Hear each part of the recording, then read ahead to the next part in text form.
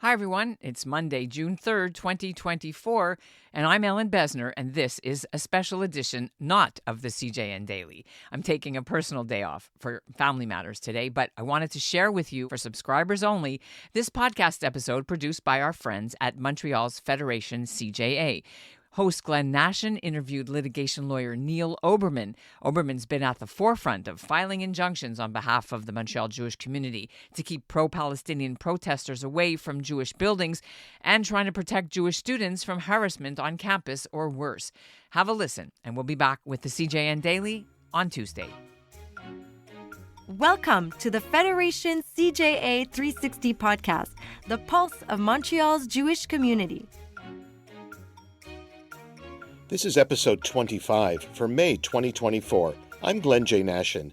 In this episode, our guest will be Neil Oberman from the law firm Spiegel Sommer. Maitre Oberman has been at the forefront of the court injunctions to prohibit protesters from blocking Jewish institutions, as well as the injunction sought at McGill University on their lower campus. We'll also hear a behind-the-scenes exclusive interview with One Life film director James Hawes. In today's news capsule, we'll bring you a report on a heartwarming Passover seder. Hi, I'm Dan Laxer. You may know me from my time on radio and other local media in Montreal. I've recently joined the media team here at Federation CJA. I'll be bringing you reports and news capsules as they pertain to the Jewish community, and I hope you'll listen and share wherever you enjoy your podcasts. So I'd like to welcome our guest, Neil Oberman, to the Federation CJA 360 podcast. Neil, it's good to have you on with us today. Thanks for having me, Glenn. It's a real pleasure. So, Neil, let's begin with a little background about what you do and how you became involved in the issues of fighting anti-Semitism in the way that you do. So tell us a little bit about you. You know, Glenn, I'm a local boy, just, practicing law here in the province of Quebec for over 30 years. Live here, born here, bred here, have my roots here, and fundamentally working for a great firm, a firm that's well recognized in our community called Spiegel Sommer. And my preoccupations are helping people out in difficult times, generally in commercial matters, but also in family matters. And since October 7th, unfortunately, I've been called upon to perform tasks that normally I would not be performing, but due to the fact of the rise in anti-Semitism and hate that we've experienced has really pushed me into a different orientation. So many of our listeners will know your name already and will have seen your face on many interviews across the media spectrum here in Montreal. Maybe you can take us through the timeline a little bit of what has been going on from a legal perspective from early on in the current situation, and then we'll get into what's going on right now. Sure. Well, anti-Semitism is not new to Montreal and certainly not new to Canada. However, since October 7th, as I mentioned, it's grown exponentially. And since that date, I and other lawyers have stood up and have decided that we will not be inactive participants in a process that affects our community. So myself and a variety of other lawyers set to task to organize an alliance of Jewish lawyers for the province of Quebec, which is a not-for-profit corporation in which I'm a founding member and director. And the goal is really try to get lawyers involved because to a certain degree, we become sort of the front line of the anti-Semitism debate because in today's society, courts, legal system is the methodology of handling these types of problems. We don't take to the streets. We as a community don't use violence, but what we do use is the legal system because justice is the way to find solutions. And the rule of law is what we are taught as students, what we teach our children, and what our community is about. So you started off by getting involved in terms of an injunction to keep protesters away from Jewish community institutions after the Federation CJA building was barricaded back in early March. So take us back then. What is the legal parameters with regard to access to a building that's got a quasi-public nature? So, yes, I think it's important for our listeners to understand the context of March the 4th, 2024. In an unprecedented attack on community, on our values and on our involvement in the Montreal area, people who presumably do not have a great affinity for the Jewish people in Montreal or elsewhere attacked our federation. So we had a problem. We had a real problem. How are we going to keep people who hate, who want to use violence and aggression from doing something that they shouldn't be allowed to do? And that's what we used was the injunction, which is really something known in the Jewish community because, when God gave the 10 Commandments, he said certain things in an affirmative manner. Just as an example, Glenn, thou shalt not kill. That's a form of an injunction. It's telling people you cannot do something. And all we did was model out on our basic tenets as Jewish people. We used the law as set out in Quebec and applied for an emergency injunction in order to stop these haters from coming within 50 meters of the sidewalks related to certain buildings inside the Federation campus. And by the way, the court system is there for that purpose. It's there to protect people. And we simply use the law as a shield as opposed to using it as a spear. I love the analogy, Neil. We'll definitely come back and talk about that at some other point. It's got some great biblical echoes that carry us all the way to today.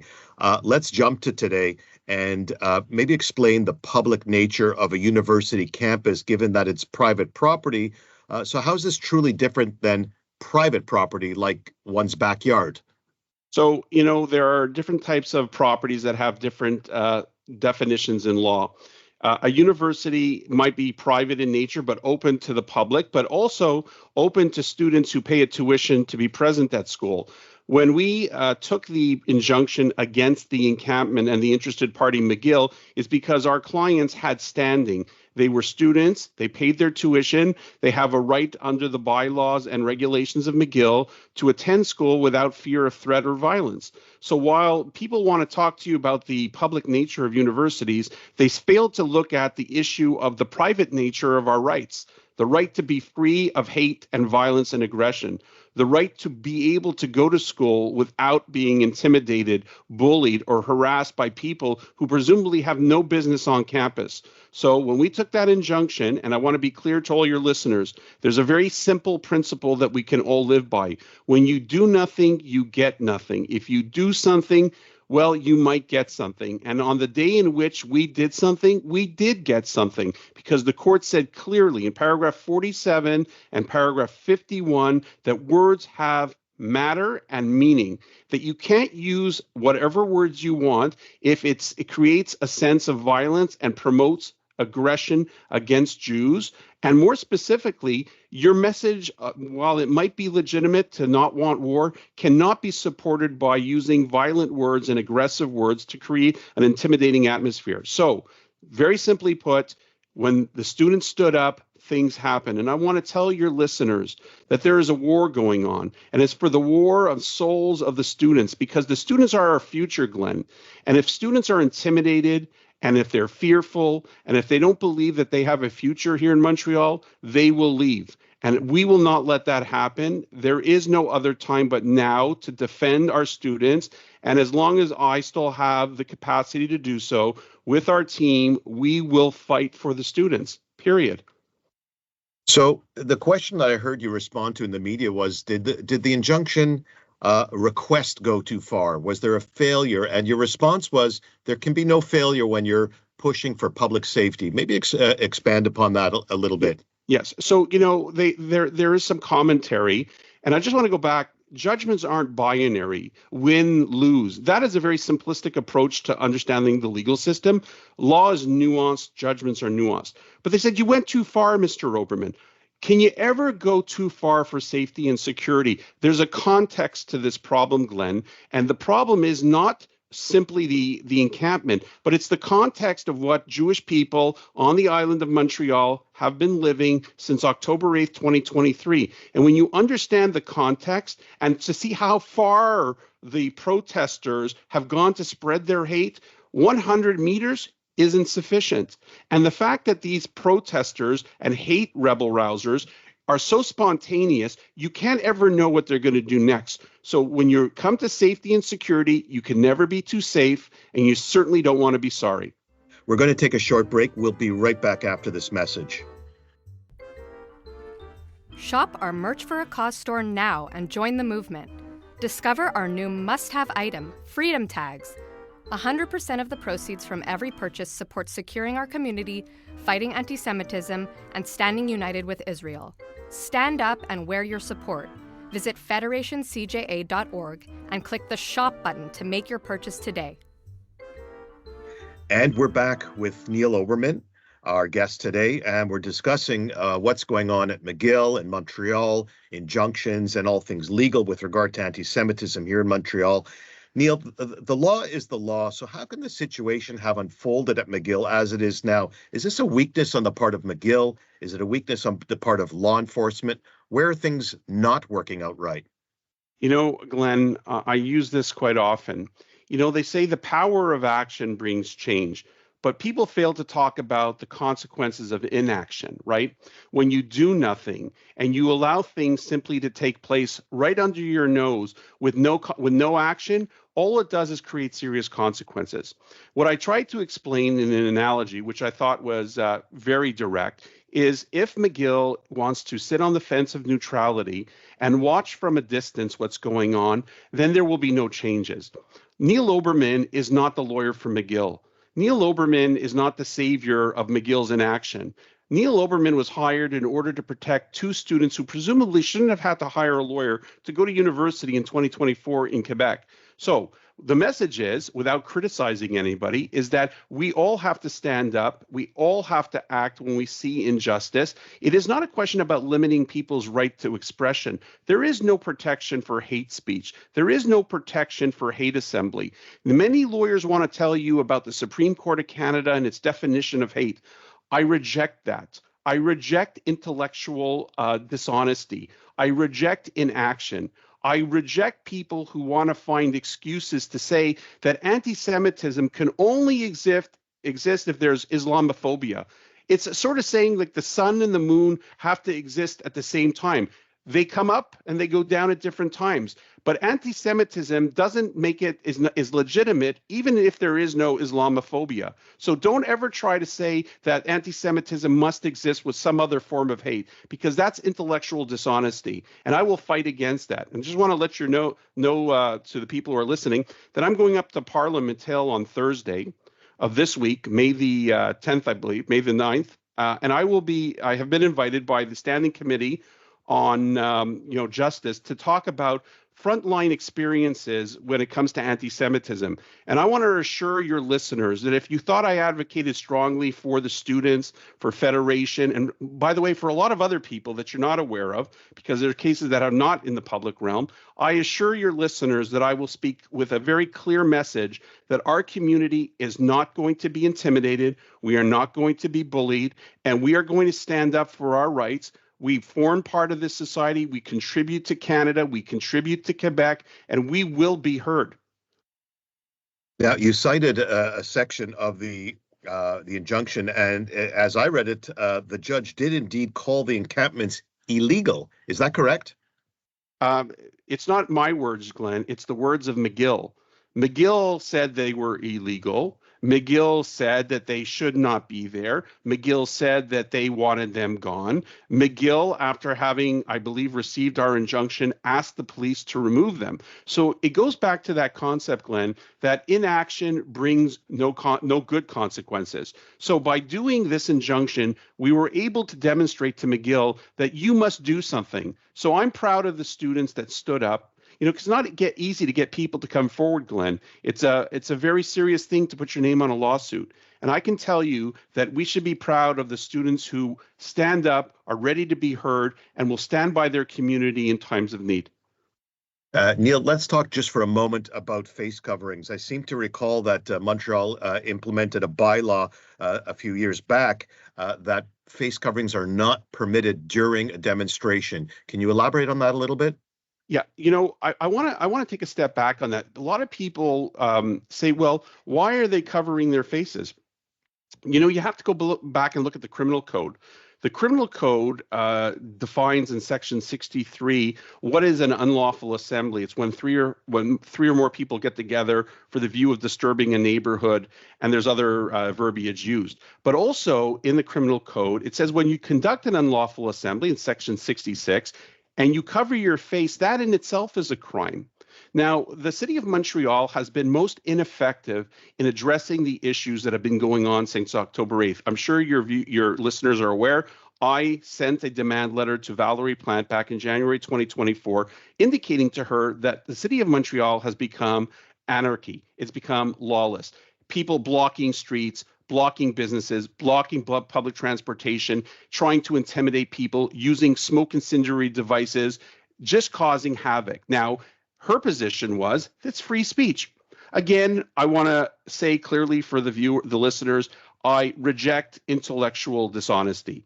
Okay, I'm sorry, this is not the case. You can poll at least one person you meet every day will tell you I disagree with that you can't go around and do that kind of stuff in our society. When I wake up every morning and I open the door, I kind of don't recognize where I lived, Glenn. I'll be frank with you. And this is a big problem. But what I can assure the listeners is the following. We will not give in. We will not give up.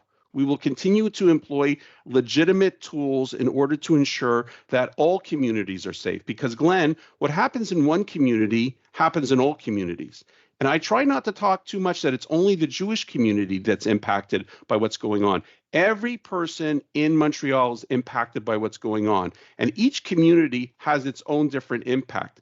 But one thing is for certain, what happens in our community is a precursor to what happens in other communities. Great points, Neil. Last question for you, and if you can answer, what are the next legal steps that you can share with us? Where do we go in the next days and weeks? So the first thing is I unfortunately can't set out all of our legal strategy, as you know, Understood. Some people would be listening to this and perhaps could take advantage. But I want to send a strong message to our community. And listen carefully, because there's a message here, and you'll have to think carefully what I'm about to say.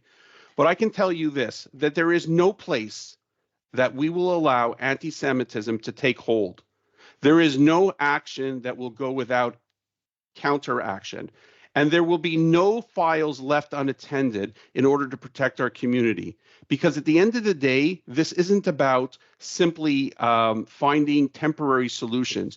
We have to find permanent solutions to a long traditional issue of anti-Semitism, because I want to remind your viewers again that this is not the first time in our history that people have tried to eradicate us. And there have been greater enemies in our 5,784 years that have not been successful. And I can assure you, Glenn, that these enemies will not be successful because we have learned from all of our history. And we now have the law, which is very strong, on our side in order to ensure that our community and other communities are protected, because the rule of law is what they hate the most, because none of their commentaries and falsehoods survive the rule of law. Neil, you're walking in the footsteps of giants, as you indicated, from biblical times to modern times. The work you're doing is important. I appreciate your time, and the community appreciates the work that you're doing. Thanks so much for joining us today. We look forward to talking to you again in the future. Thank you, Glenn. I just want to leave the listeners with one last important commentary. You know, when they hired me on March the 4th, like I said, I'm a simple lawyer. I'm like a collection lawyer. But what I decided to do was on March the 5th, I decided to collect back on a debt that was owed to us, and that was our dignity. And we have our dignity back. And rest assured, we're not giving it up for anybody. Here are some exciting Federation CJA events coming up this month. Yom HaZikaron Remembrance Day Ceremony on Sunday, May 12th. Yom HaAtzmaut Israel Celebration in the West Island on Tuesday, May 14th. Women's Philanthropy presents Federation on Tour on Wednesday, May 22nd. Stay tuned for more upcoming events on jlive.app. We're happy to welcome our newest reporter, Dan Laxer, to the podcast. Dan is a freelance content provider who Montrealers know from his years at CJAD Radio and his contributions to the Suburban newspaper and CTV News. Welcome, Dan.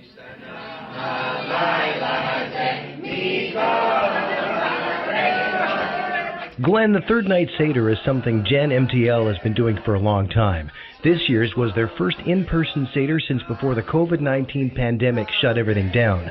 Marina Barr is a young adult community engagement associate at Federation CJA. As one of the event's organizers, she could not have been happier. We're very excited to be bringing back such an important event for our community. It's really needed. It's called Third Night Seder, of course, because it's in addition to the two seders the Jewish community celebrates at Passover, except that it took place a week earlier. The purpose of the event is to make sure that those who might not otherwise have the opportunity can celebrate Passover with friends whom they consider family. This year, Gen MTL welcomed workers from the GEM workshop. Today we're really lucky to have the GEM workers come out. GEM is an incredible place which provides jobs to neurodiverse individuals, and they're incredible. GEM hires workers of diverse abilities to provide packaging services to socially conscious companies in Quebec and Canada. It provides as much for the workers as it does for its clients. GEM is super empowering, and everyone has their own superpower, and I think GEM really highlights that. Adina is a GEM staffer who enjoys celebrating with her co-workers, whom she thinks of as so much more. What it means to be here at the Seder, it's important to me to celebrate with friends, my best friends, and GEM is family to me. The Seder was run by young volunteers, students as young as 18 from Dawson, McGill, and Concordia, along with Rabbi Leibele Rodel of the Friendship Circle. Everyone in the room had a role to play, from reciting prayers to asking the rabbi questions. And of course, there were songs to be sung.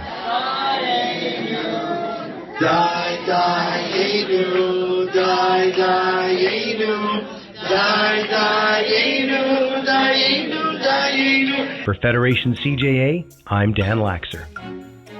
Last month, many of you in our Federation CJA community joined us at the movie premiere of One Life, starring Anthony Hopkins at the CineStars Deluxe Cavendish. The film was directed by James Hawes. This is the true story of Nicholas Winton, Sir Nicholas Winton, a young London broker who, in the months leading up to World War II, rescued 669 predominantly Jewish children from the Nazis. Our Director of Corporate Partnership, Kathia Attar, was lucky enough to catch up with Mr. Hawes and produce this report.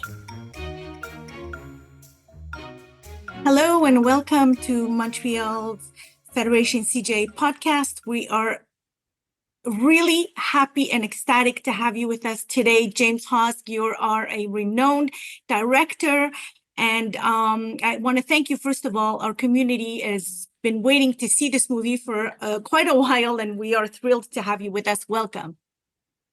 Thank you. It's a delight to be with you.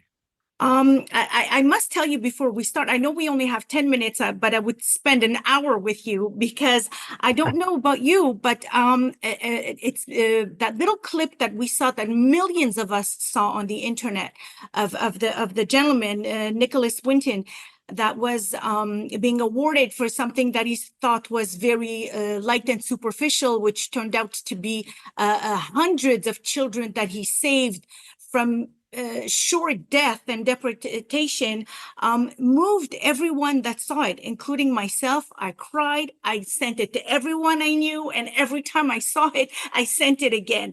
I've always wondered, is somebody going to do a movie about that? Did you see that clip and then decided to do the movie?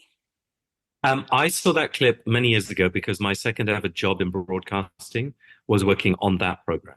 On the That's Live program at the BBC. Not on that particular episode, but on the same show. That clip was what was picked up by Cecil Films, and they thought to themselves, okay, well, here's the end of a movie. Is there the rest of the film? Because that feels like the last 10 minutes. What's the other 90 or 100 minutes? And yes, that was part of the inspiration. And when they eventually had a script together and they sent me a script, they also sent me a copy of that link, because the two things come together to tell you immediately the power of this project. Yes, absolutely. And, you know, we all know the history of the Holocaust and all the atrocities that were with that. But every time that we meet an individual that has this kind of heart and dedication. It's a dedication to save 669 children from death. And I am sure that he would have saved more if he could. When you documented all of that, and I think that there was a scrapbook where he wrote everything, were there things that you were reading and that made you like have an aha moment when you were reading that? Yeah, huge. I mean, what's extraordinary about this is the story of an ordinary man who goes out because he knows he knows there are refugees there. He doesn't really know what's going on. And then he comes across these dozens and dozens of refugee camps with thousands and thousands of families who've escaped from Berlin, from Austria, from the Sudetenland. Many of them are wealthy as well. They just have had to run with their few belongings. That it's not all about the impoverished. And the majority are Jewish, but not all are Jewish. There are also people who've opposed Hitler, Catholics, Baptists, people of no religion at all. And one of the things that really struck me is that he went into this because it was the right thing to do. He didn't go to just because they were Catholics or because they were politicals or because they were Jewish. He said all lives must be treated equally. These children deserve to be saved. And to see a humanitarian in that time with that breadth of belief and passion, doing it not because he had special skills or any responsibility, but because it was the right thing to do. I mean, that's incredibly powerful. Yes, absolutely. I mean, nowadays, everybody tries to be a good philanthropist and it's the right thing to do. But back then, in those circumstances, to go ahead and do what he did is quite remarkable. And as I was researching for this, I did not know that his parents were Jewish. And please correct me if I'm wrong. And they converted to Christianity before he was born. Yes, they were Jewish and they had left Germany. In fact, his grandparents had left Germany in the 1870s, I want to say. So he was a relatively new Briton, and they had been through the First World War. They'd suffered a lot of anti-Semitic prejudice within Britain around that time.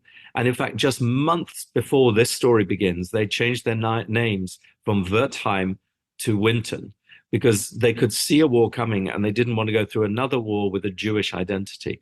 But already from there, he'd been baptized Christian. They celebrated Christmas.